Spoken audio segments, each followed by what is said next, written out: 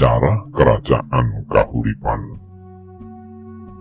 Kahuripan adalah nama yang lazim dipakai untuk sebuah kerajaan di Jawa Timur yang didirikan oleh Airlangga pada tahun 1009. Kerajaan ini dibangun sebagai kelanjutan Kerajaan Medang yang runtuh tahun 1006. Airlangga atau sering pula disingkat Airlangga adalah pendiri Kerajaan Kahuripan yang memerintah tahun 1009 sampai 1042 dengan gelar Abhiseka Sri Maharaja Rakai Halu Sri Dharma Wangsa Airlangga Ananta Wickramatunggadewa. Nama Airlangga berarti air yang melompat. Ia lahir tahun 990.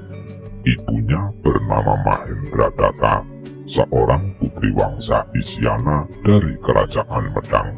Ayahnya bernama Udayana, raja kerajaan berdahulu dari Wangsa Warmadewa. Airlangga memiliki dua orang adik, yaitu Marakata menjadi Raja Bali sepeninggal ayah mereka, dan anak bungsu naik tahta sepeninggal Marakata. Ia disebutkan sebagai seorang yang memerintah Mukanwa untuk menulis kakawin Arjuna Wiwaha.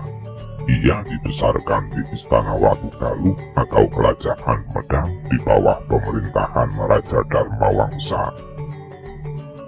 Waktu itu Medang menjadi kerajaan yang cukup kuat, bahkan mengadakan penaklukan ke Bali, mendirikan koloni di Kalimantan Barat, serta mengadakan serangan ke Sriwijaya. Pada tahun 1006 ketika Airlangga berusia 16 tahun, Sriwijaya mengadakan pembalasan atas Medang. Urawari atau sekutu Sriwijaya membakar Istana Watugaluh. Dharma Wangsa beserta bangsawan tewas dalam serangan itu. Airlangga berhasil melarikan diri ke hutan. Sejarah berdirinya Kerajaan Kahuripan. Menurut prasasti Pujangan, pada tahun 1006 Airlangga menikah dengan putri pamannya, yaitu Dharma Wangsa Teguh atau saudara Mahendradatta Diwatan, ibu kota Kerajaan Medang.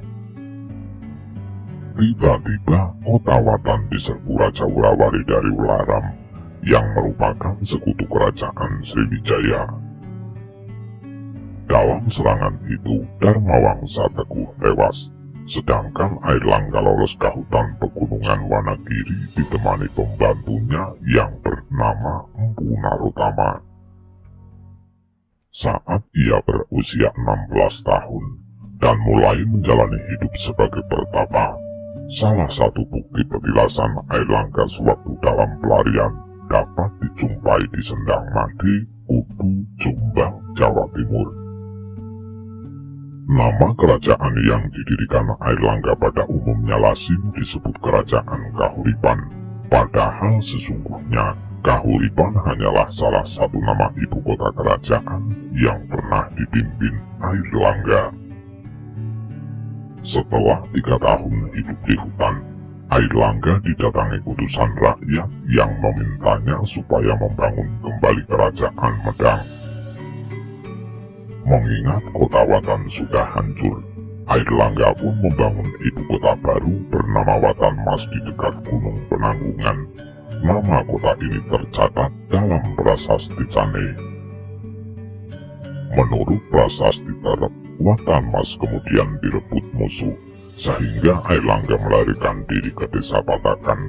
Berdasarkan prasasti Kamalagian, ibu kota kerajaan sudah pindah ke Kahuripan, daerah Sidoarjo sekarang. Menurut prasasti Pambatan, pusat kerajaan kemudian pindah ke Daha, daerah Kediri sekarang. Berita ini sesuai dengan naskah Serat Calon Arang yang menyebut Airlangga sebagai Raja Daha. Bahkan negara Kertagama juga menyebut Airlangga sebagai Raja Panjalu yang berpusat di Daha. Masa peperangan. Ketika Airlangga naik tahta tahun 1009, wilayah kerajaannya hanya meliputi daerah Sidoarjo dan Pasuruan saja. Karena sepeninggal Dharma Wangsa Teguh, banyak daerah bawahan yang melepaskan diri. Mula-mula yang dilakukan Airlangga adalah menyusun kekuatan untuk menegakkan kembali kekuasaan Wangsa Isyana atas Pulau Jawa. Pada tahun 1023, kerajaan Sriwijaya yang merupakan musuh besar Wangsa Isyana dikalahkan Rajendra Choladewa, Raja Cholamandala dari India. Hal ini membuat Airlangga merasa lebih leluasa mempersiapkan diri menaklukkan Pulau Jawa. Yang pertama dikalahkan oleh Airlangga adalah Raja Hasin.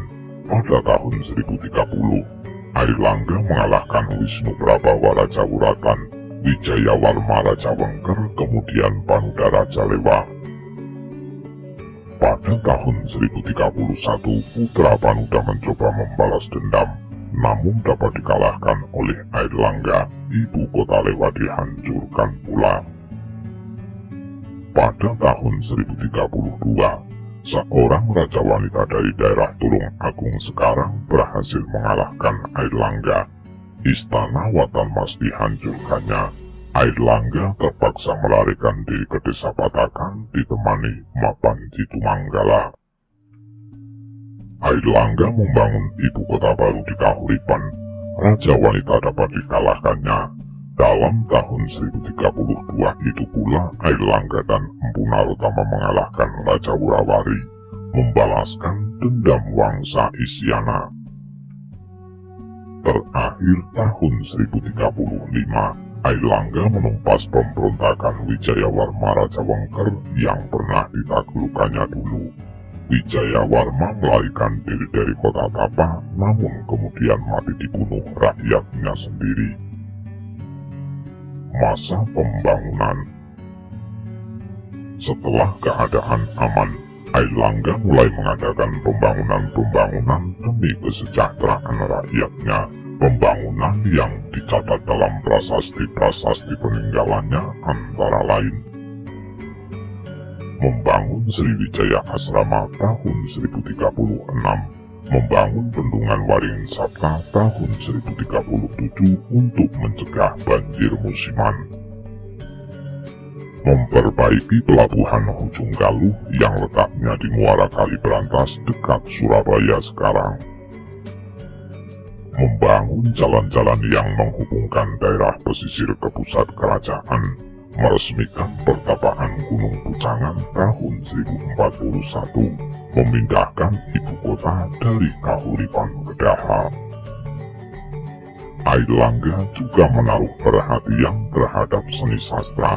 Tahun 1035, Empu Kanwa menulis Arjuna Wiwaha yang diadaptasi dari epik Mahabharata. Kitab tersebut menceritakan perjuangan Arjuna mengalahkan Niwata Kawaca. Sebagai kiasan, Airlangga mengalahkan Wurawari.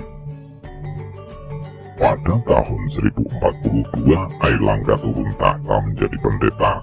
Menurut Serat Calon Arang, ia kemudian bergelar Resi Airlangga Jatiningrat, sedangkan menurut Babat Tanah Jawi, ia bergelar Resi Gentayu.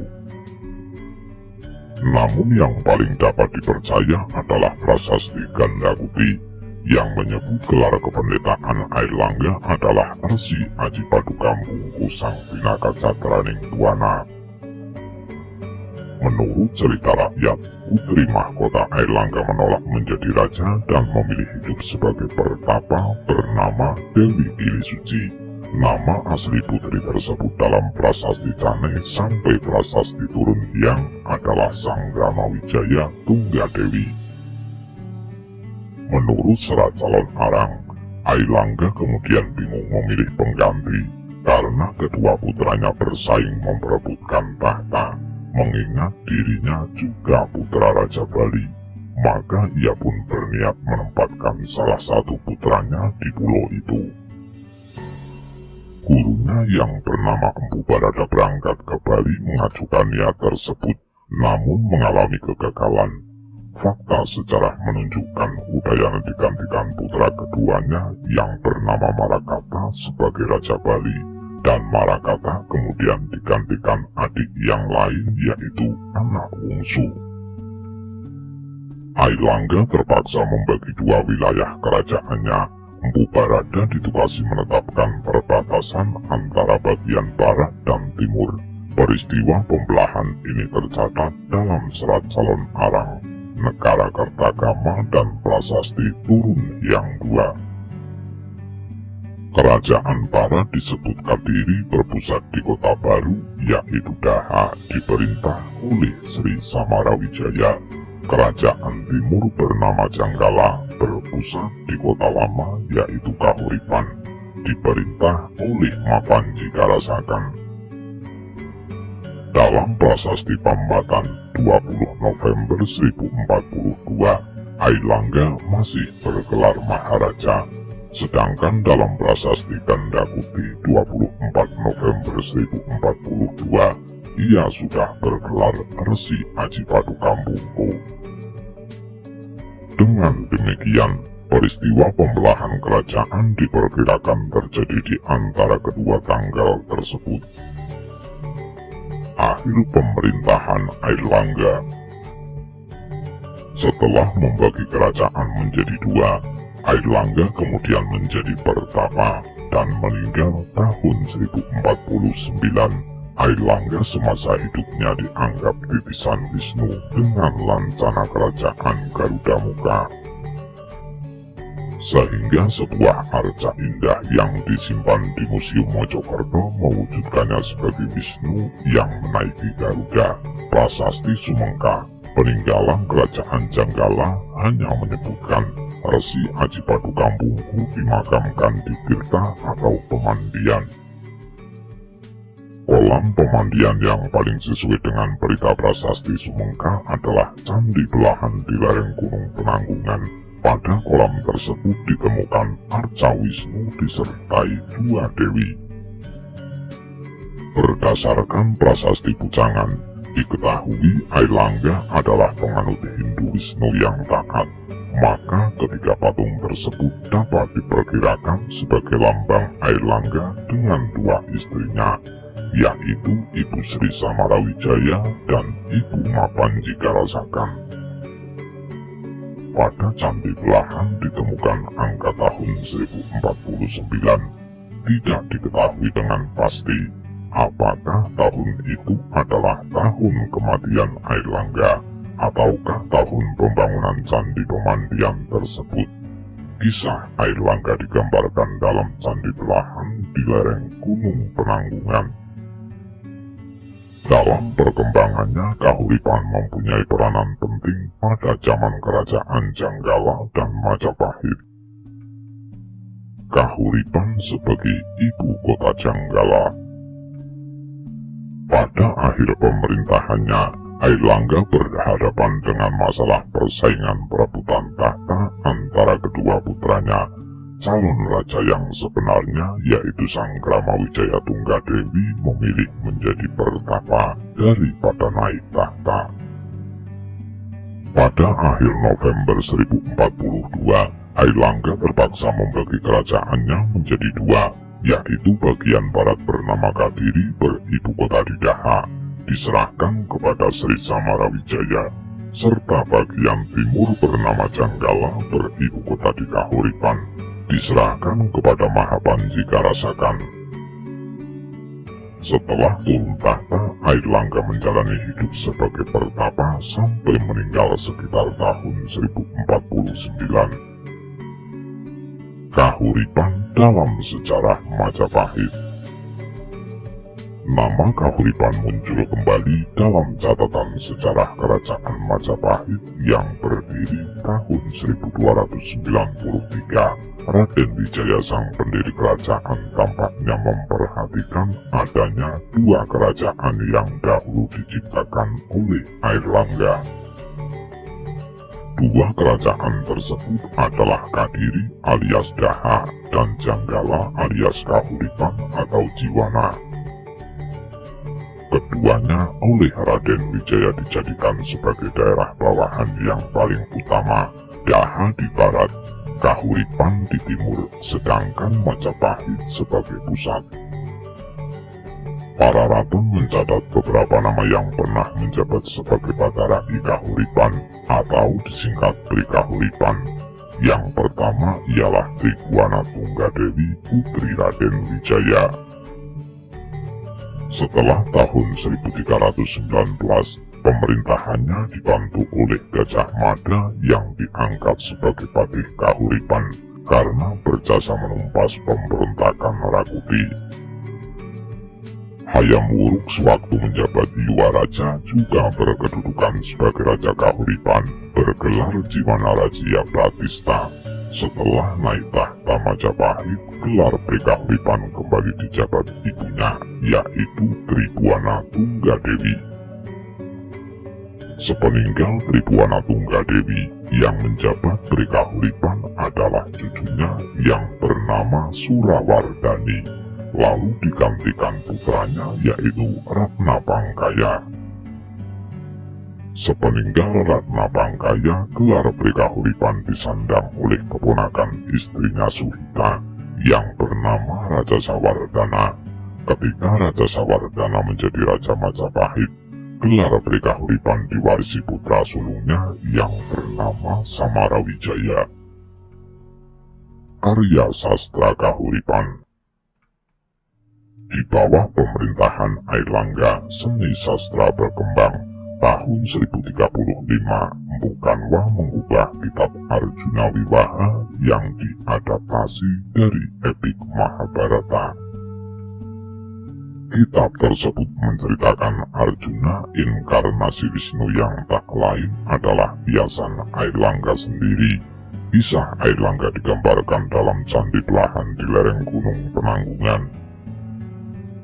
Salah satu karya sastra peninggalan kerajaan Kahuripan adalah Kakawin Arjuna Wiwaha karangan Empu Kanwa.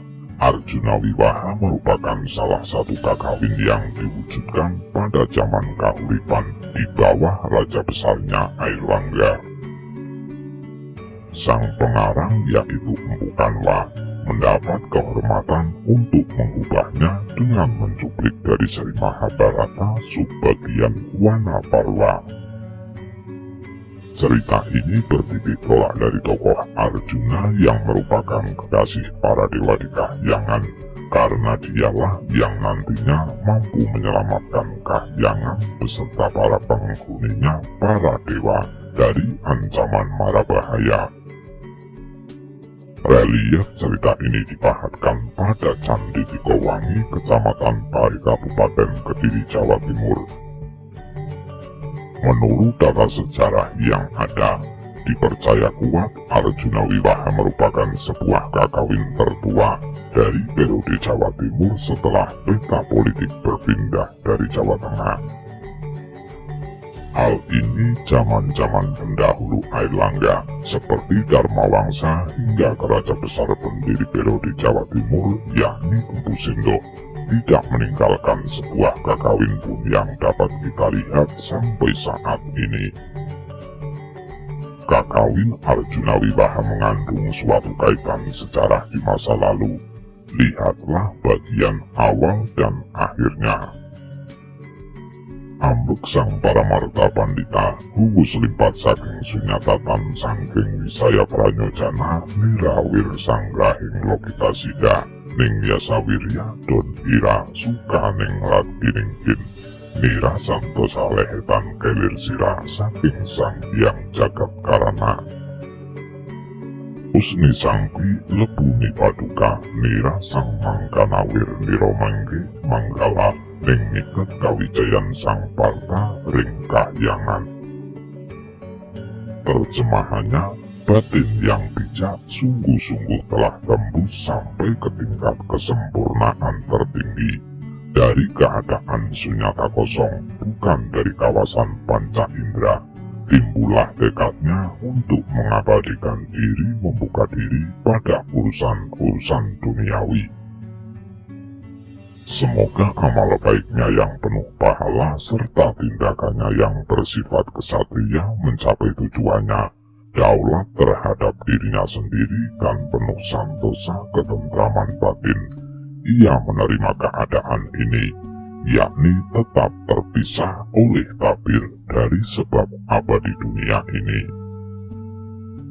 Sampun keketan ingkat Arjuna Wiwaha pangaranika saksa tambak irompukan wa.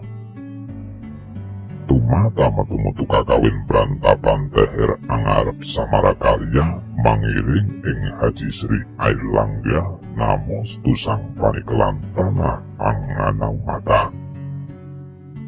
Terjemahannya, kuletakkan puncak kepalaku pada debu sandal raja yang menampakkan diri dengan cara ini keutamaannya. Ia merupakan sumber berkat yang tak pernah kering untuk menuangkan kemenangan Parta Arjuna di kediaman para dewa di Kahyangan. Gambaran ini sesuai sekali dengan kenyataan bahwa Airlangga yang selanjutnya berhasil menegakkan kembali kerajaan Kahuripan setelah wafatnya Raja Dharmawangsa atas serangan dari kerajaan lain Wengker yang tidak berhak atas kedaulatannya. Airlangga melakukan perlawanan dengan tinggal di hutan-hutan bersama para resi dan tokoh-tokoh suci agama selama bertahun-tahun guna mempersiapkan usaha merebut kembali kerajaan Kahuripan yang bagaimanapun juga dia masih tergolong kerabat Raja Dharmawangsa walau berasal dari keluarga di Bali. Akhirnya dia berhasil mengusir raja penjajah beserta sekutunya sehingga kedamaian berhasil ditegakkan kembali. Selesailah penyusunan kitab yang dengan tepat dapat dinamakan Arjuna Wiwaha. Ubahan ini merupakan usaha Empukanwa dalam menyusun kakawin. Ia bingung karena saat ini pun ia sedang bersiap-siap mengikuti suatu ekspedisi militer. Terpujilah Sri Baginda Airlangga. Diriwayatkan bahwa tahun 1028 sampai 1035 Airlangga berhasil mengalahkan musuh-musuhnya yang dulu pernah membuat kerajaan Kahuripan berantakan, sehingga kita bisa menarik kesimpulan bahwa periode pembuatan kakawin ini adalah sesudah kejayaan Airlangga tersebut. Bahwa dia telah tinggal selama bertahun-tahun di hutan-hutan serta pertapaan atau mandala dan ditemani oleh para resi atau pandita, tentulah juga merupakan suatu periode penggemblengan spiritual dan latihan-latihan rohani, sehingga akhirnya dia pun berhasil mencapai tingkatan kesempurnaan tertinggi sunyata pada awal kakawin. Ia pun akhirnya dapat diyakinkan untuk kembali ke dunia dan membaktikan diri dengan tugas berat serta mulia, yakni memulihkan kedaulatan kerajaannya dan dengan demikian mengusahakan terjadinya kesejahteraan dunia.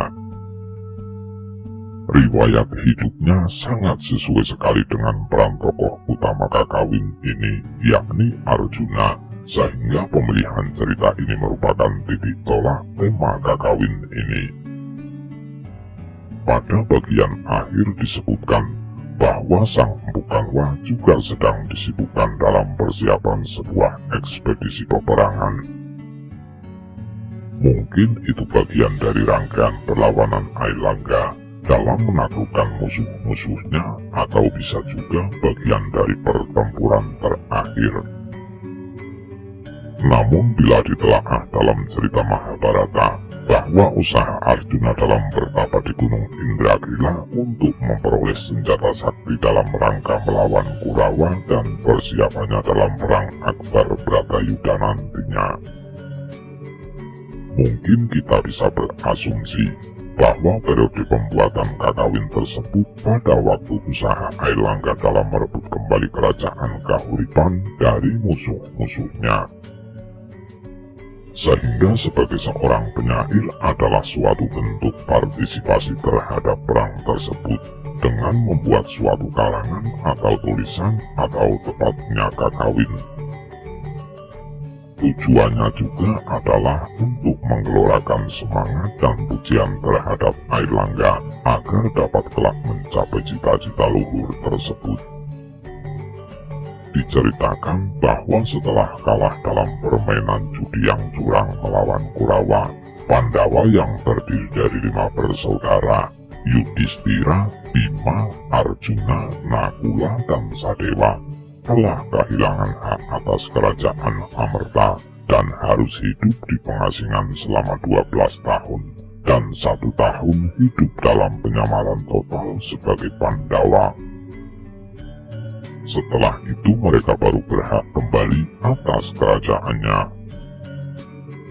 Dalam persiapan merebut kembali kerajaan Amerta, Arjuna diperintahkan oleh Yudhistira agar memohon senjata-senjata sakti Dewa Siwa.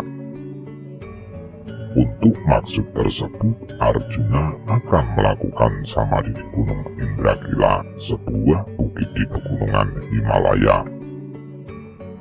Di tempat lain diceritakan bahwa ada seorang raja raksasa sakti Mandraguna bernama Niwatakawaca. Raja tersebut telah mendengar tentang adanya seorang bidadari yang cantik luar biasa bernama Supraba. Kemudian berangkatlah ia ke kahyangan tempat kerajaan Dewa Indra untuk meminta Supraba menjadi istrinya. Para dewa dan Dewa Indra tentu saja marah atas permintaan ini karena tidak sesuai kodrat dan juga martabat. Namun mereka juga sadar bahwa Raja Niwatakawaca memiliki kesaktian luar biasa dan bahkan para dewa tidak mampu mengalahkannya.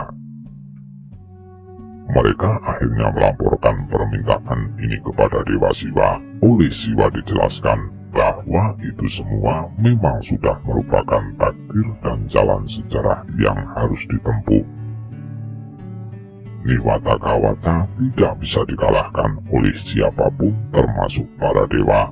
Namun takdir pula lah yang mengatakan bahwa Raja Raksasa Mahasakti hanya dapat dikalahkan oleh seorang insan. Oleh karena itu yang dapat mereka lakukan sekarang adalah memperpanjang waktu agar supaya ketika waktunya tiba, maka jagoan para dewa nantinya sudah dapat ditemukan dan dengan demikian dia akan dapat menghadapi serta mengalahkan Niwatakawaca. Selanjutnya kepada sang raja diberitahu bahwa nanti pada saatnya bidadari Supraba akan diserahkan kepadanya, karena sekarang mereka akan mempersiapkannya sebaik-baiknya supaya nanti tidak akan mengecewakan raja tersebut. Untuk sementara, untuk mengobati kekecewaan sang raja, dia diberi beberapa apsara atau makhluk wanita setengah dewi lain. Sang raja Niwatakawaca menganggap hal itu dan kemudian kembali ke kerajaannya. Dalam kebingungan ketika para dewa mencari jagoan yang diharapkan, kahyangan diterpa kegaduhan karena goncangan hebat akibat Yukadapa seorang insan di bumi. Setelah dilihat, ternyata Arjuna penyebab kegaduhan semua ini. Arjuna melakukan samadhi tersebut dengan segala kemampuan dan yoganya yang dahsyat. Mereka pun kemudian berharap bahwa Arjuna lah yang nantinya merupakan jagoan yang dicari-cari tersebut. Untuk itu, maka Indra memutuskan untuk menguji ketabahannya dalam melakukan yoga, karena ini juga merupakan jaminan agar bantuannya sungguh akan membawa hasil seperti yang diharapkan. Maka diutuslah 2 orang bidadari yang kecantikannya menakjubkan, yakni Tilpama dan Supraba untuk mengujinya. Konon setelah mereka diciptakan, mereka menghormati para dewa dengan melakukan pradaksina. Para dewa demikian terpesonanya, sehingga Brahma mengenakan 4 muka dan Indra 1000 mata, agar selalu dapat mengamati kemana keduanya tanpa merugikan martabatnya dengan berputar-putar juga. Dalam cerita Sansekerta, Siwalah yang bercatur muka, sementara Brahma tetap tenang. Sebagai satria pilihan, maka Arjuna sangat tabah dan tahan dengan godaan tersebut. Walau kedua bidadari tersebut menggunakan segala akal dan upaya yang dapat mereka pikirkan, tetap saja Arjuna berkeming dan usaha mereka sia-sia. Bahkan konon dalam beberapa versi diceritakan, Supraba justru jadi jatuh hati dengan Arjuna. Dengan rasa kecewa, akhirnya mereka pulang ke Kahyangan dan melaporkan hal ini kepada Indra. Bagi para dewa, kegagalan ini justru merupakan suatu berita gembira, karena dengan demikian terbuktilah salah satu syarat calon mereka. Mengetahui hal ini, selanjutnya Siwa memutuskan untuk turun sendiri ke dunia. Kali ini dia berwujud sebagai seorang pemburu. Sementara itu, tempat lain, para raja raksasa di sekitar pertapaan Arjuna mendengar berita apa yang telah terjadi di Gunung Indragila. Kemudian mereka mengutus seorang raksasa bernama Muka untuk mengusir Arjuna dan membatalkan yoganya. Dengan berwujud seekor babi hutan, ia mengacaukan tempat pertapaan Arjuna. Terkejut oleh segala hiruk-pikuk, Arjuna keluar dari pertapaannya dan mengangkat senjata. Dengan sekali panah, maka babi hutan itu pun mati tertikam oleh panah Arjuna. Tanpa diduga sama sekali, ternyata ketika didekati tubuh babi hutan tersebut telah tertancap 2 buah panah. Ternyata pada saat bersamaan, sang pemburu yang aslinya adalah Siwa juga berhasil menancapkan panahnya. Terjadilah perselisihan di antara keduanya atas siapa yang berhak menuntut binatang tersebut. Perselisihan memuncak hingga diputuskan beradu menggunakan panah. Panah-panah sakti Siwa berhasil dipatahkan kekuatannya oleh Arjuna.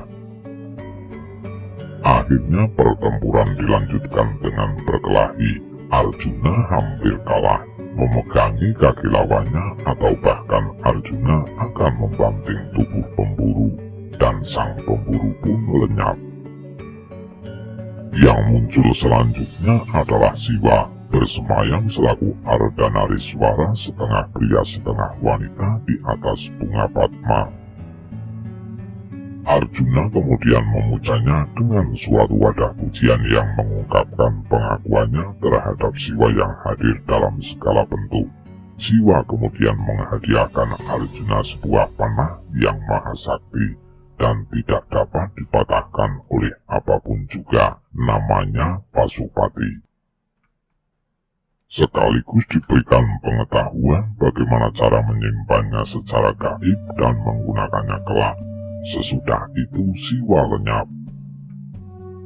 Ketika Arjuna bersiap-siap kembali kepada saudara-saudaranya dan berniat memberitakan keberhasilannya dalam memperoleh senjata mahasakti dari Siwa, datanglah 2 orang dewi utusan Indra. Mereka memberitahukan Arjuna supaya menghadap Indra untuk membantu para dewa dalam membunuh Raja Raksasa Mahasakti Niwatakawaca. Untuk sesaat, Arjuna merasa ragu-ragu, karena jika ia mengabulkan permintaan tersebut, maka ia akan lebih lama lagi terpisah dari saudara-saudaranya. Namun akhirnya ia menyetujui. Ketika sampai di Kahyangan, Arjuna disambut dengan riang gembira. Para bidadari menjadi semakin tergila-gila dengan kehadiran Arjuna di Kahyangan. Demikian pula dengan Supraba. Indra menjelaskan keadaan yang tidak menguntungkan karena adanya permintaan dan niat jahat dari Raja Niwatakawaca.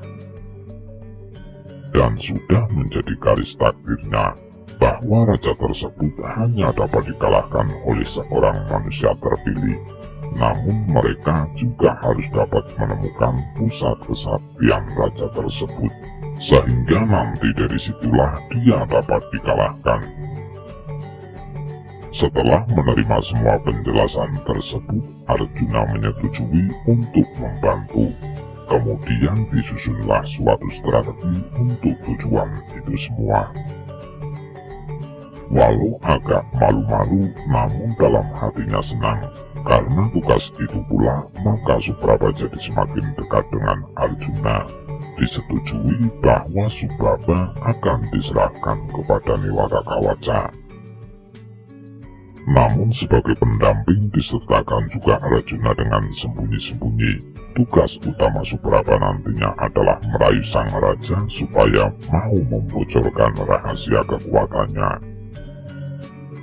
Ketika sampai di kerajaan Niwata Kawaca, Supraba sempat ragu-ragu apakah ia nanti akan mampu menjalankan tugas yang diembannya.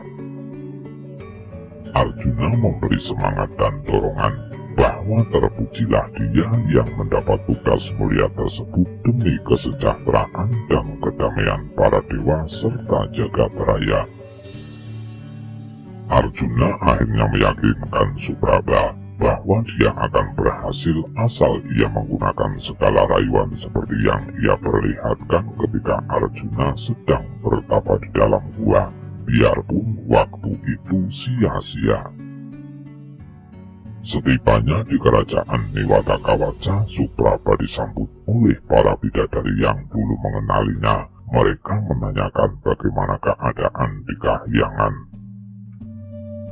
Supraba menceritakan bagaimana ia meninggalkan Kahyangan atas kemauannya sendiri karena tahu bahwa Kahyangan akan dihancurkan.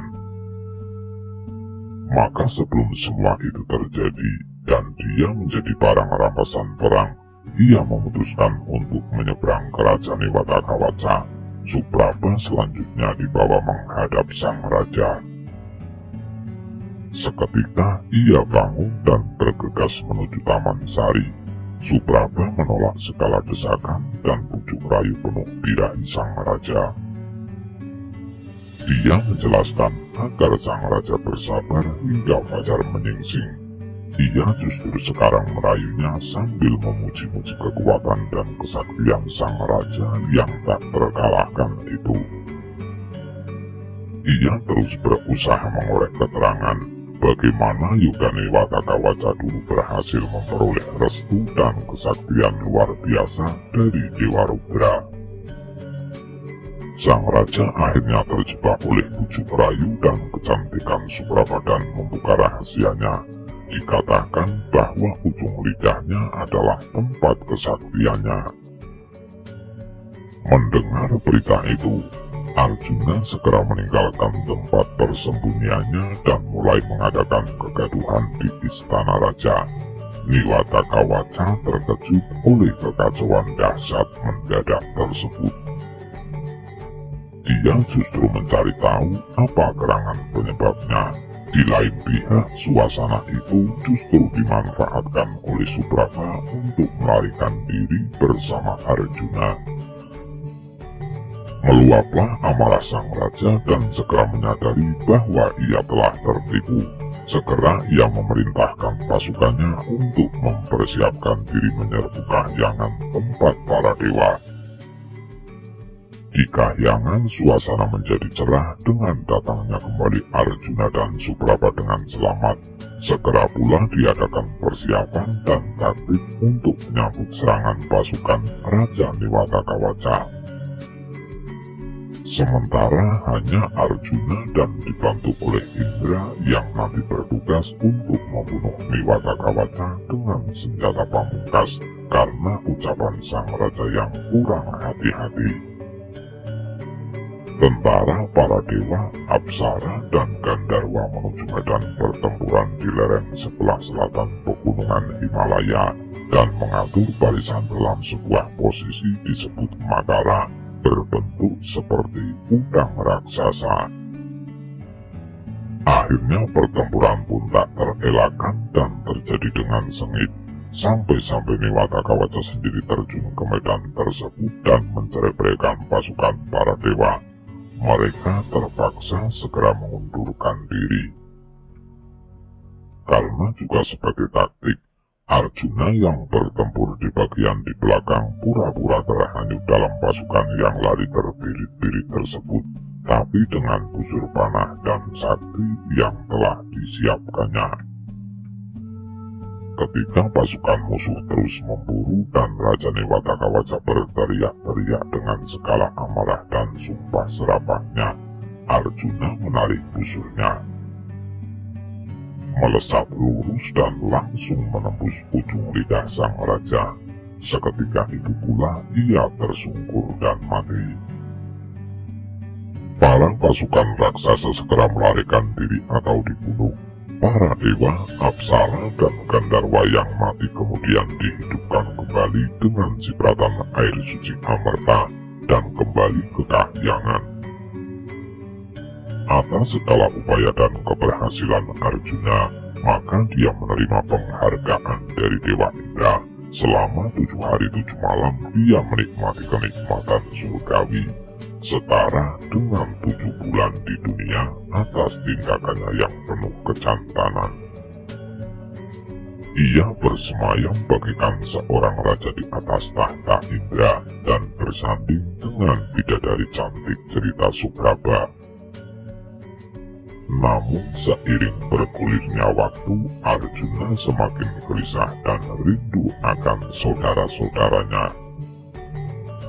Akhirnya dengan izin Indra, maka Arjuna kembali lagi ke dunia dan menemui saudara-saudaranya tanpa menceritakan hadiah surgawi yang diterimanya, kecuali hadiah senjata panah Mahasakti Pasupati hasil tapa beratanya di Gunung Indrakilat. Demikian cerita singkat Arjuna Wiwaha yang merupakan salah satu karya sastra zaman Kerajaan Kahuripan.